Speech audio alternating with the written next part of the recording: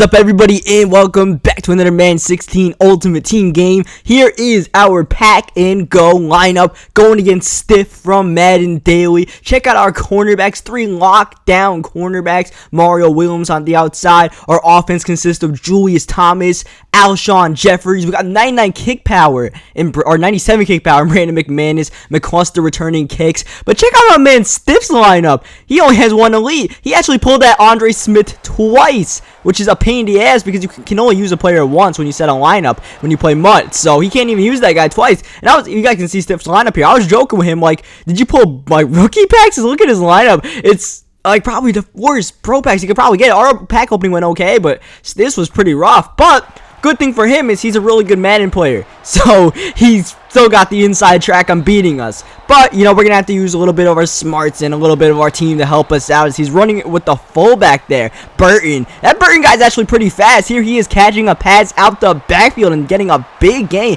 Don't expect that from somebody who is a fullback, but, you know, he's running the ball pretty well. He's also got Frank Gore catching the edge, running away from Mario Williams, and getting a nice gain of 7 yards. His game plan for the most part was running the ball and trying to get gains because of his quarterback, Pat Devlin. Bronze quarterback right there. Decent speed, terrible throwing stats. Walter Thurman with the easy interception after Devlin literally threw it right at him when he had an open receiver. So we get the ball, but here comes Stiff with the blitz. We got to watch out because he might send some of those, you know, 3-man pressures or something like that. 3rd down and 14, just taking a shot one-on-one for Julius Thomas, but unable to complete it. And we punt the ball away after our first possession. So a good stop by him because, after that bad interception, things could have gone away pretty quickly. Instead, here he is throwing a nice dot in the corner for, I believe that's Charles Clay right there getting the gain. Next play, Frank Gore up the middle, breaking a tackle and getting a gain of 3 at the end of the first quarter. So Stiff's channel will be in the description, so definitely check out my man. He's the Madden Daily channel. They've got over 30,000 subscribers.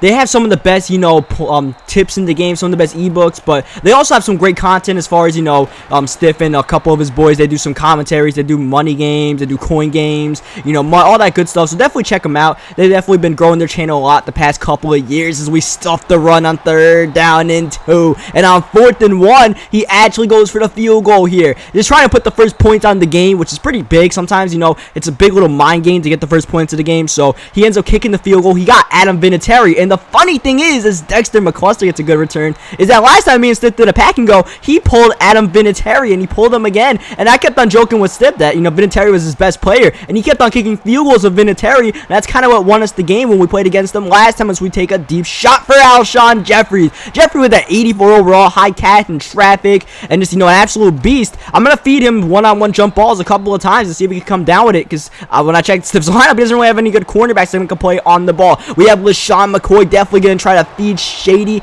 as often as possible with under a minute left to go before the first half, trying to get ourselves a touchdown. Don't want to settle for a field goal, and LaShawn McCoy helping out the cause, but we had to call our first timeout with 22 seconds left. 2nd down and 7, running again with McCoy to the outside, hitting the spin move, and Shady absolutely breaking ankles and scoring that touchdown. There was not really anything on that run. LaShawn McCoy made something out of nothing. The power of having someone with his high agility and just make you miss qualities like Shady McCoy as he goes into triple coverage right before halftime, just trying to, you know, get some streaks to try to get into field goal range, but instead he's just going to have to settle for you know, just a 3-7 game and us getting ball coming out of half. So this is a big drive for us to try to establish something. You guys may have noticed that Dante Hightower was in my lineup as we get a nice return with Dexter McCluster. I didn't pull Dante Hightower. I accidentally left him in my lineup. I tried to make sure he wasn't in the game. You guys might see him on special teams, but otherwise, I tried to make sure he didn't touch the field. So that was my mistake, but it didn't really impact the game any. As you guys see, 3rd down and 6, we come out, put the running back out the backfield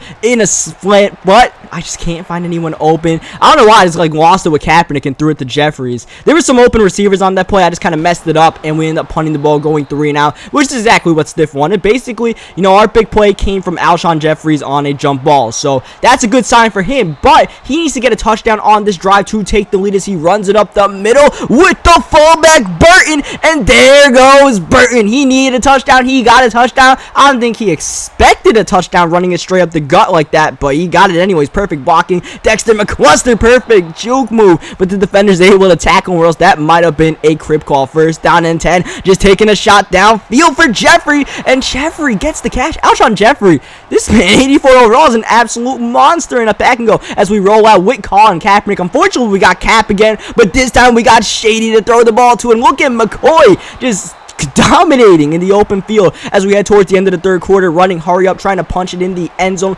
rolling out. We're using Kaepernick's speed. That's the good thing about Cap. Almost getting the first down but fumbling. Second down and inches. First play to start the fourth quarter, looking to go fullback dive, but we fumble the ball. Stiff on the recovery, and Stiff is loose. 51 has no one near him. This might be an over 100-yard fumble recovery for 6, but here comes LaShawn McCoy tracking him down and eventually brought down, but not before a 20, like, what that, I don't know how many yards that was. All I know is that was a game changer. Stiff with the lead, gets the stop. Second down and 8, no pressure at all, allowing Pat Devlin to just go straight up the middle and get a new set of downs. We need to make sure he does not get in the end zone here, but this beast of a fullback Burton is fighting for 5 yards. Next play, he's going to the fullback. No, he's not. He's faking to the outside. Frank Gore has the ball, and Frank Gore has the touchdown. Tracy Porter tried to make a play. Ball, I mean, his hand went through Frank Gore. I don't know what the heck happened there, as Dexter McCluster gets another good return. McCluster's been kind of a beast for a silver player as we run it with LaShawn McCoy. Nice spin move there, but unfortunately I was out of control. If I bounced that to the left, might have been a big gain, but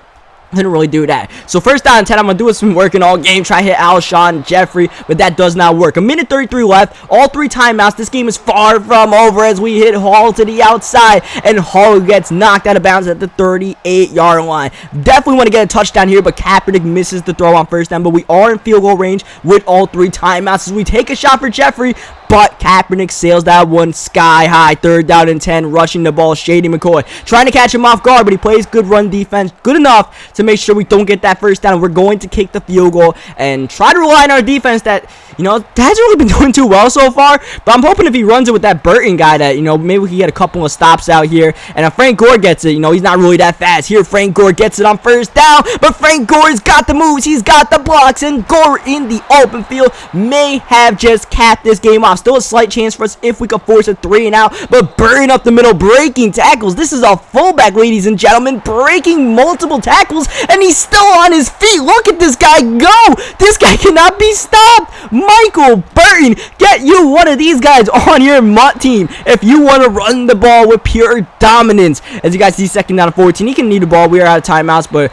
he ended up passing anyways. I was like, you know what? Maybe we could force an interception. I just blew the blue, hoping he wouldn't go deep, and he went deep. So we ended up giving up that touchdown, and that was pretty much the game right there. We definitely had this game, you know, a chance to make a play in this game, but that fullback dive fumble was pretty much my fault because I left Scott Chandler in there, who's a tight end, but still a great play by him to force the fumble, and then he got the huge return off of it. And last play of the game, we take a shot for Jeffrey, and Jeffrey actually brings the defense. Jeffrey doesn't have that kind of speed, but he ends up getting the touchdown to make the score a 1-possession game. A little bit more respectable for us, but nonetheless, Stiff ends up with the victory. So leave a like in this video if you guys enjoyed it. Check out Stiff's channel out there, Madden Daily, like I said in the description. Stiff's a good guy. He's been a good friend of mine for about a year now. We've known each other, and, you know, just talk every once in a while. And subscribe for more Madden 16 content if you guys like this, and I'll catch you guys next time.